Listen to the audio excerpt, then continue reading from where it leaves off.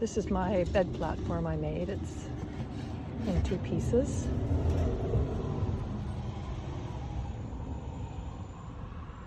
And I chose to put it on the passenger side so that I could just have the passenger seat move forward slightly. And that way I would never have to change the position of my driver's seat, so that if I ever have to make a quick escape, that seat's always clear. And I'd seen other people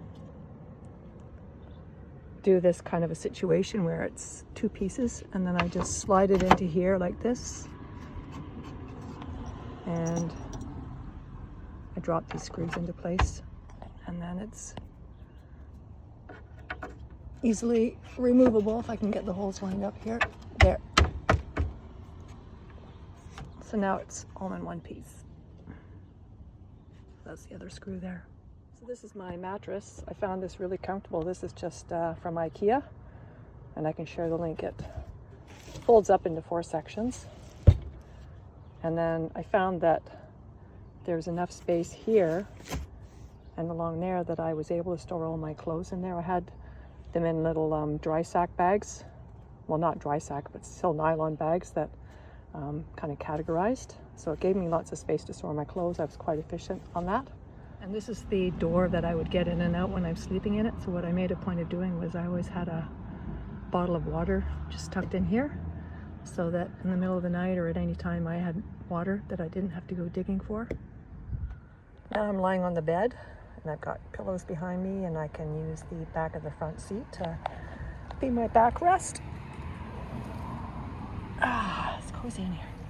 And you can see I'm 5'7", so I've still got a whole section of the mat at the end here that I'm not even using as I'm sitting up slightly. And what I did was, for my window coverings, I used Reflectix. This is one of the ones for the tiny windows here.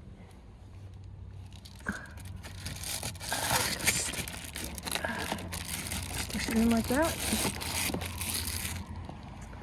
Get complete privacy. I found that when I would go out and do day hikes and adventures, I would put this on all the windows, and it made a big difference to keeping the car cool. And it's great for privacy. I've seen a few posts in this message stream where someone talked about just having privacy curtains across the front of the car. But that still lets people see in your front window a bit, and I had stuff stored in my front. So I just like to have the whole car covered, a bit more for safety and a bit more for a feeling of space.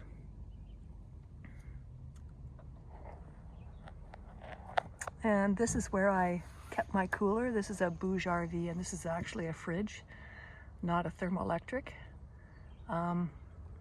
So I use this all the time. I was really glad I had it this trip. My previous time I tried last year in the Gaspé, I had a thermoelectric one, which I still needed to have ice in.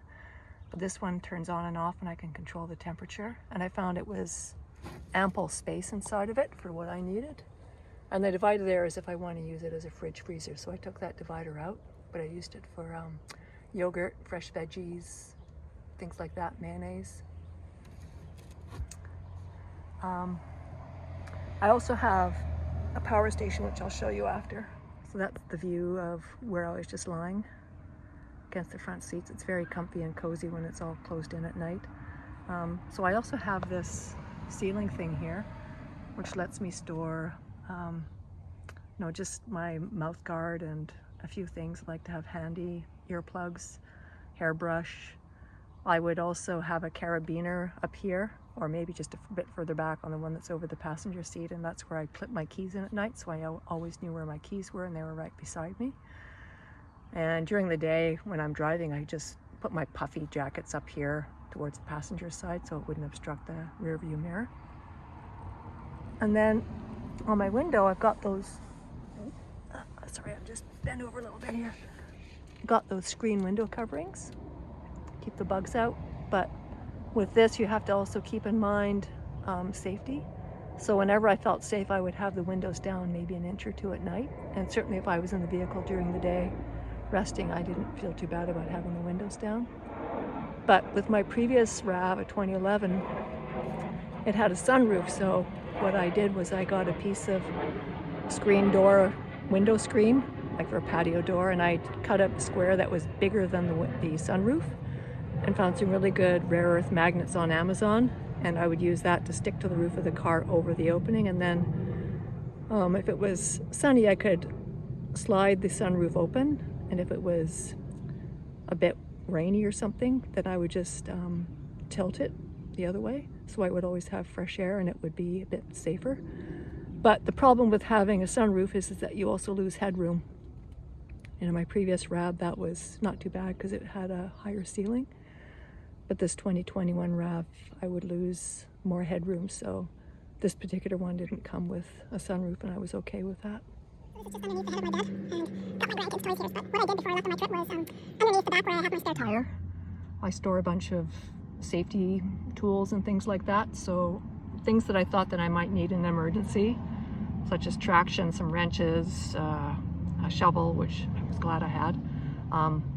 I just put them underneath the front seat here, so they were out of the way but accessible, more so than having to lift up my bed sections, take my bed apart, then take everything out, then lift up the floor panel to access it. So that's something to consider too, is any kind of tools and things, you might want to have a place to store them just for accessibility. And then here I also had some, like my backpack and stuff stored there for day hikes, and shoes, mostly shoes on this side, and on the other side I had my backpack, bag with my cameras, and my, what I call my ditty box, which was a small container, probably triple the size of this, just with guy ropes and some other lights and things like that.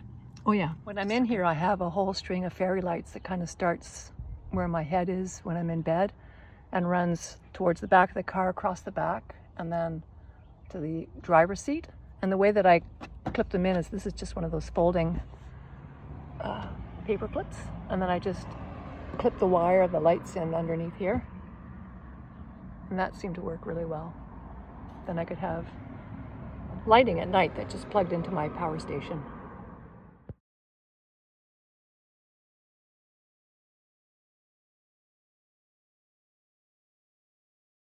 To optimize space in the front, I had this organizer here where I kept my passport, my wallet, other miscellaneous things. I had a set of cutlery in here just so that it was more accessible when I wanted to just eat breakfast while I was driving. A knife, I found that it was nice to have a knife there for cutting fruit and things like that instead of having to dig into my kitchen kit.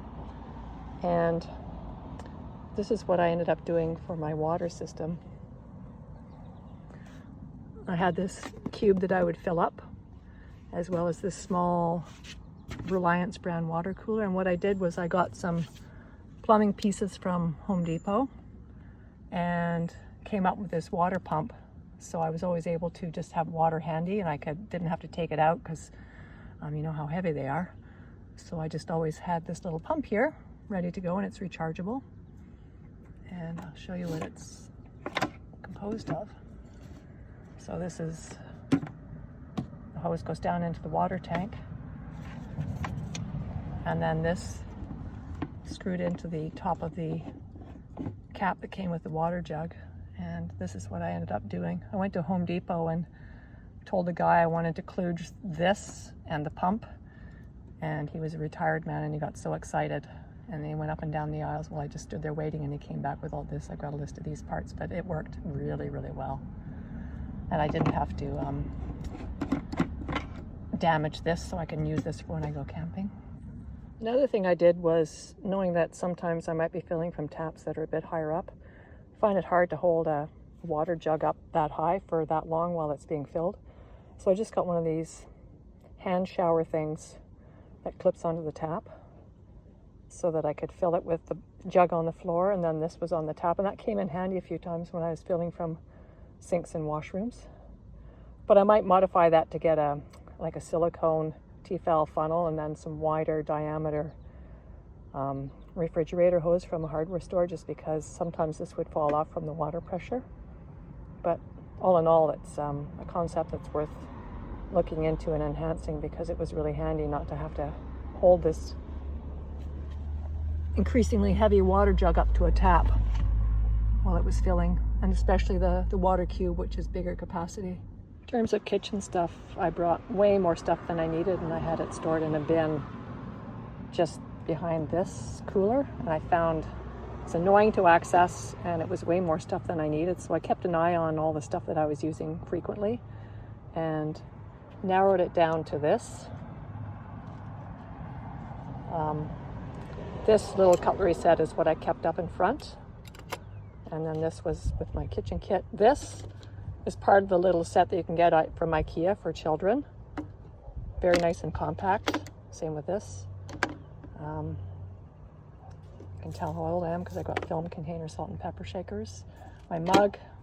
This small little colander I got from Loblaws here in Canada. It's a great size. I have one for my kitchen, but I just find this is a perfect size for camping. And then for pots and dinnerware, this is something I also use backpacking, but this is my Sea to Summit little bowl. And I found it was the perfect size. And then you can see that it just nests inside of my frying pan. There's the diameter of my hand, so it's not a huge frying pan, but it was enough to cook veggies and stuff like that and whatnot. And this is one of the 6-piece MSR pot sets, so I just would use the 2-liter and the 1-liter pot. I found those were sufficient when I'm traveling alone, and I've got these Reflectix cozies that I made for when I'm backpacking, but they make a huge difference for keeping things warm when you have to do multi-part cooking. And then the little pot thing here. And then I found that I was using this a lot, and this is a Sea to Summit plate. And then I also would use this one for when I had more veggies and things and I'm cutting stuff.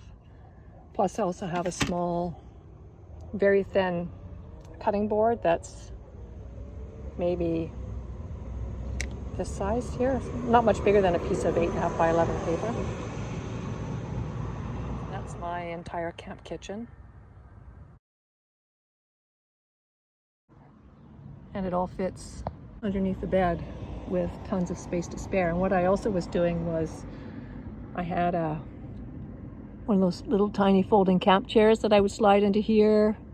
I had a camp table as well, 2 sizes of camp tables that would fold up, and they just slid all in here. So everything was handy when I wanted to cook, and there's still plenty of room. One thing I'm going to change is that I did find that since I had my configuration like this, my platform would slide to my left a little bit. So what I want to do is also build another small platform to elevate this. That will stop this part from sliding. And then I want to raise it so that this camping stove can go underneath it. And I think that will pretty much be all the storage I need for cooking and tables, chairs, probably rain gear, things like that.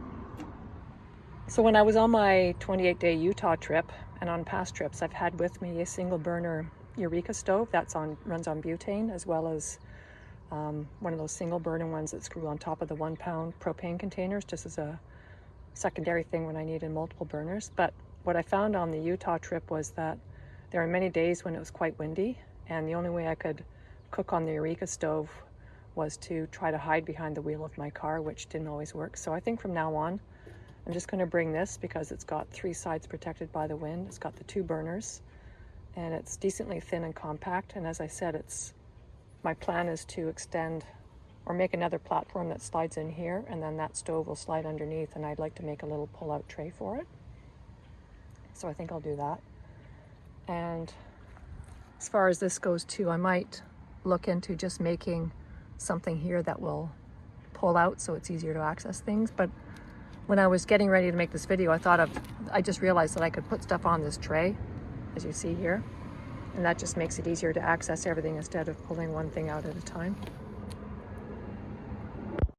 This just lets you see how much room is underneath this platform.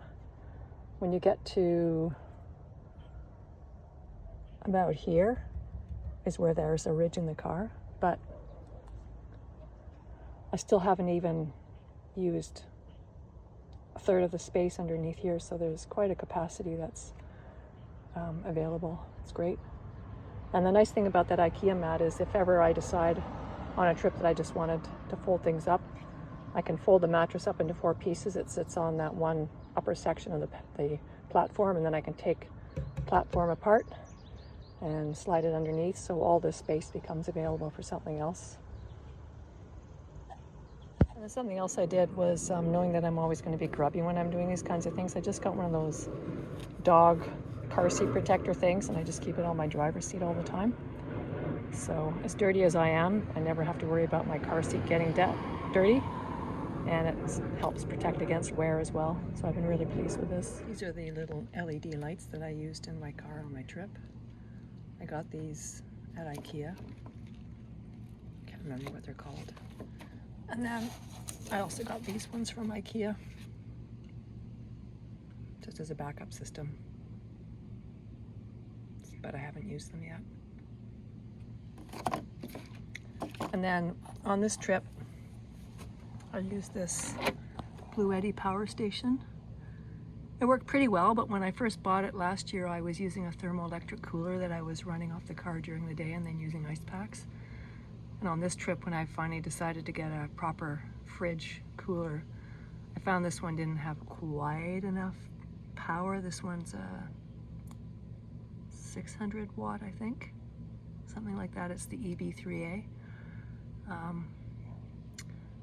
And I would try to charge it from my car during the day, but I found out that my charging cable for the car was malfunctioning, so I had to come up with other ways of doing it. And then when I get to a campsite, I would plug it into my solar panels, which I'll show you in a minute. So given that I now have this really nice cooler, I decided to bump up my power station, and I just got this one.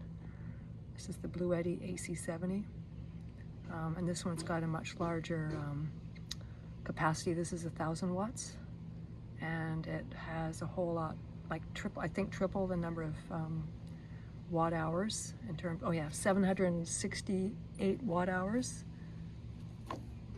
and the EB3A is 288. So quite a difference in life and power. So both of these I'll be charging off my car during the day, and then solar panels part of the time as well. This is my solar panel that I use. I have another one by the same company. This is the one I just bought after my Utah trip when I decided I wanted a bit more solar power. I like this newer panel slightly better because it has this little unit here that you can use to plug your devices directly into this, and then also be charging your power station with this. I also bought these cables off of AliExpress. They're also sold by Renogy, but at a much higher price. And there are two of them, one for the red and one for the black. And this lets me hook up the two panels either in series or parallel. And the maker of my Blue Eddy power station says it needs to be hooked up in parallel in order to protect the battery. I believe that's the one. I always get it mixed up, but I think it's parallel. This is how the solar panel looks when it's fully open. And I imagine if you want the dimensions, you can just go to their website to find out. But I was really happy with the other one that I have. It worked well on my trip and stood up to a lot of wind and dust that was blowing around in the desert. When I bought the solar panel, I also bought these great big long cables from Renogy. I can't remember how long these are, but they have varying lengths. And this lets me set up the solar panel outside of my car in the wind and whatever's going on, and in the sun. And then my power station can be protected inside my car while it's charging. And I just pass these through my windows. Sometimes I roll the windows up to maybe except for 1 inch, and then I put those window screens over top, and then no bugs get in, and everything can be charging with the power station safely in the car. I've also made myself a canopy that fits on the side of my car, and I got this from a channel called SUV RVing, and his SUV used to be like my previous RAV, so it worked well to see some of his ideas, but I've modified it just a little bit. I have two sizes, and this is the smaller setup right here, but these are just PVC pipes and just some wing nuts and washers and screws and just some metal plates. And I'll show you a bit more in a sec. I found that this diameter of PVC pipe works perfectly to put an old piece of wooden towel rack or something similar inside of it. That way it helps to strengthen this section of the pipe when it's got the load of the tarp on it in case there's a wind or something. I used one of these things just to attach the two pieces of the pipe together. In the video that I watched on how to do this, he has it as all one piece with a bigger diameter pipe that stays permanently on his roof racks, but I didn't want to do that. I wanted something I could take off and put away, and it would be compact in my car if I needed to. So this is what I came up with as a modification. And then at the ends, this is what I have. And that's one of those plastic coated lock nut things. And I just drilled a larger hole here so that I could put the screw in and then still secure it tightly. And that's also on the other end. And this is how I attach it to my roof racks. Not the prettiest, and I think that I might change how I do it. But kind of works for now. And then the plan for attaching this was simply to then put this right here and use a wing nut to get it on to secure it down. Don't even need the wing nuts, but because just the tension of the tarp when it's staked in is going to hold it in place, but this just helps if there's a wind.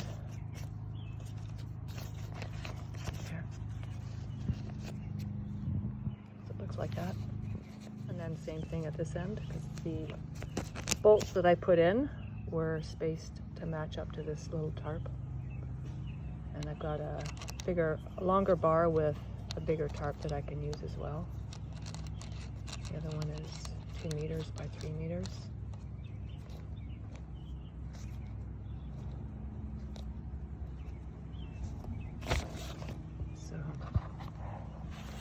That's how it would look with the bars being on the top of my car. And then the tarp can be staked out, and I use extendable poles at the other end of the tarp to give it its height. And I can have those extendable poles slightly different heights so that if it's raining, I'll have drainage down into one corner. And I can also have the poles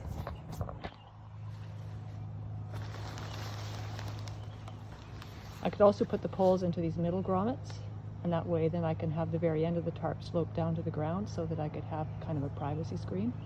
So it gives lots of options, and I've set it up so that with the way that the roof racks go on my car, that this is covering from just to the rear of my back door to just to the front of my front door, so that the door that I would use to get in and out of the car when I'm getting out of my bed is covered by the tarp.